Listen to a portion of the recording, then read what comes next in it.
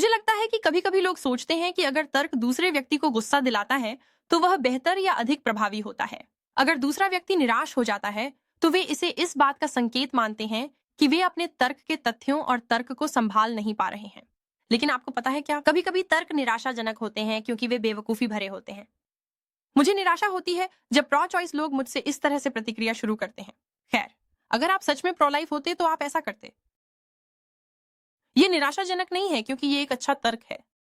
ये निराशाजनक है क्योंकि ये एक खराब तर्क है जो मुझे भी गुमराह करने की कोशिश कर रहा है। इस वीडियो में मैं आपको दिखाऊंगा कि जब आपसे कहा जाए कि आप क्या करेंगे अगर आप सच में प्रो लाइफ होते, तो आप कैसे प्रतिक्रिया देंगे।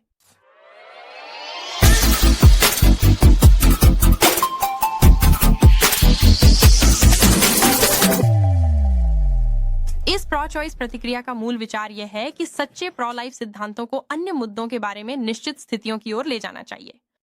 और क्योंकि प्रो लाइफ लोग अक्सर उन स्थितियों को नहीं अपनाते, इसलिए वे सच में प्रो लाइफ नहीं हैं। इस तर्क के साथ कई समस्याएं हैं। पहले, शायद सिर्फ प्रो चॉइस व्यक्ति प्रो लाइफ स्थिति के सिद्धांतों का सबसे अच्छा निर्णायक नहीं है।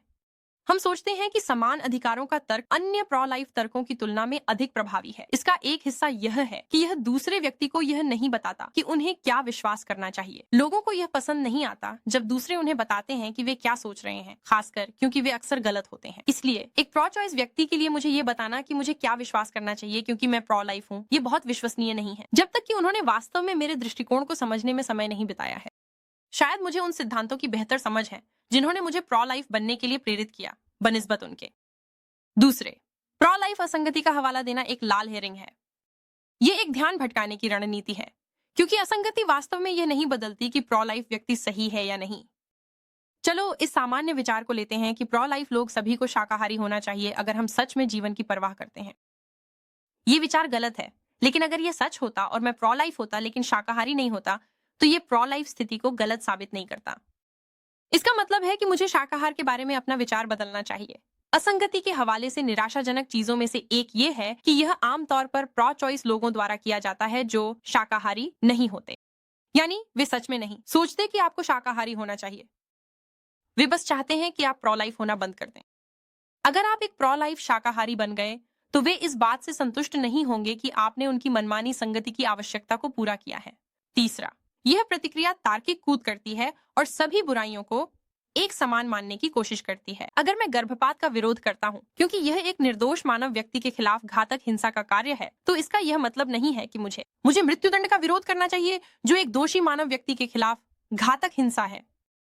मैं मृत्युदंड का विरोध कर सकता हूँ, शायद कुछ कारणों से जो मुझे प्रो लाइफ बनाते हैं उससे भी व्यापक है, लेकिन यह प्रो लाइफ स्थिति के लिए आवश्यक नहीं है।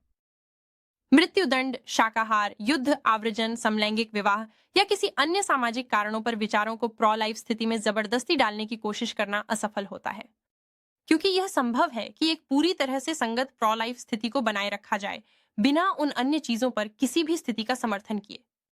लेकिन भले ही उन चीजों में से कुछ प्रो लाइफ स्थिति द्वारा निहित हों, यह विचार कि फैक्ट्री फार्मिंग का विरोध करना उन सैकड़ों हजारों मानव जीवन के खिलाफ हत्या के विरोध के समान स्तर पर है, यह थोड़ा घिनौना है। सभी बुराइयां समान रूप से महत्वपूर्ण नहीं होती, और इसका मतलब है कि हम बड़े बुराइयों से निपटने को वैध रूप से प्राथमिकता दे सकते हैं। इसका मतलब यह नहीं है कि हमें गर्भपात के अलावा किसी और चीज के बारे में कभी कुछ नहीं करना या कहना चाहिए। भ्रूण की सुरंग दृष्टि भी अच्छी नहीं है, लेकिन मेरे लिए गर्भपात को अधिक महत्वपूर्ण रूप से देखना समझ में आता है। इसलिए यह आरोप कि मैं अलग तरीके से कार्य और सोचूंगा अगर मैं सच में प्रो लाइफ होता, यह असफल होता है, क्योंकि यह मेरी स्थिति को समझने के लिए समय नहीं लेता। क्योंकि अन्य मुद्दों पर कथित असंगति का हवाला देना प्रो लाइफ तर्क को गलत साबित नहीं करता, और क्योंकि यह उन मुद्दों के बीच संबंध बनाता है जो जरूरी नहीं है और सभी मुद्दों को एक समान मानता है।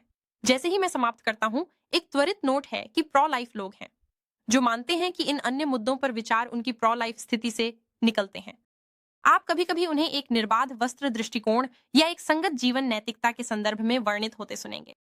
कभी कभी उनके तर्क इस वीडियो में बताए गए कुछ दोषों से प्रभावित होते हैं, लेकिन कई अन्य लोग हैं जिनके पास अलग अलग सिद्धांत हैं जो उनके प्रो लाइफ दृष्टिकोण को प्रेरित करते हैं, और इसीलिए वे अन्य स्थिति वास्तव में उनके सिद्धांतों से निकलती हैं। इक्वल राइट्स इंस्टीट्यूट का मानना है कि प्रो लाइफ लोग गर्भपात को समाप्त करने के लिए एक साथ काम करना चाहिए, चाहे उनकी किसी भी अन्य चीज पर असहमतियां हों।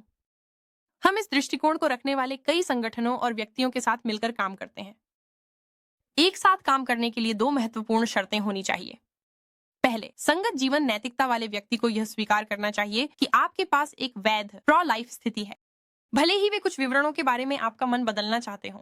आप उनके अन्य चिंताओं के प्रति खुले रह सकते हैं और निश्चित रूप से गर्भपात के बाहर के मुद्दों पर सामान्य आधार को पहचान सकते हैं जहां यह उचित हो। दूसरा, क्योंकि प्रो लाइफ आंदोलन का उद्देश्य गर्भपात को समाप्त करना है, विशेष रूप से अन्य मुद्दों को पहचानना वैध है, लेकिन उन अन्य मुद्दों को हमारे सभी के मुख्य लक्ष्य गर्भपात को समाप्त करने से ध्यान भटकाने की अनुमति नहीं दी जानी चाहिए।